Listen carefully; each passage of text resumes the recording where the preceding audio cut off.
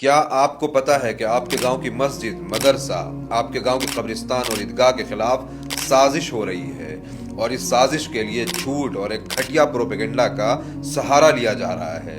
हमने ये खूब सुना है कि इंडिया में वक्फ बोर्ड डिफेंस और रेलवे के बाद सबसे ज्यादा लैंड ओन करती है, जो कि 9,40,000 एकड़ जमीन है। कंट्री का तीसरा सबसे बड़ा जमीन का मालिक। रेलवे और सेना के बाद सबसे ज्यादा उसने जमीनों पे कब्जा कर लिया। इंडियन डिफेंस और इंडियन रेलवेज के बाद थर्ड लार्जेस्ट प्रॉपर्टी होल्डर है वक्फ board. The country's third largest landowner after the Indian Railways and also after our armed forces. सेना और रेलवे के बाद भारत में सबसे ज्यादा अगर जमीन किसी के पास है तो वो वक्फ बोर्ड है।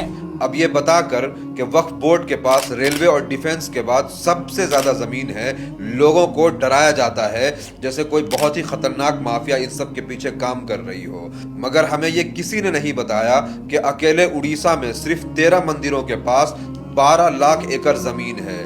मतलब वक्फ का पूरे इंडिया में जितनी जमीन है उससे 40% ज्यादा अकेले उड़ीसा के 13 मंदिरों के पास जमीन है। और आगे देखिए, तमिलनाडु के मंदिरों के पास 4,78,000 एकड़ जमीन, आंध्र प्रदेश के पास 4 लाख एकड़ जमीन और तेलंगाना के मंदिरों के पास 87,000 एकड़ जमीन है। मतलब अगर उड़ीसा को हटा भी दें तो देश के सिर्फ 3 स्टेट के मंदिरों के पास वक्फ बोर्ड से ज्यादा जमीन है, जबकि 3 स्टेट के बाद अभी 25 स्टेट और 8 यूनियन टेरिटरीज का कैलकुलेशन बाकी है।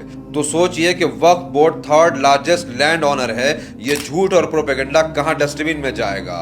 फिर वो लैंड जिहाद, जमीन जिहाद जैसे प्रोपेगेंडा का क्या होगा?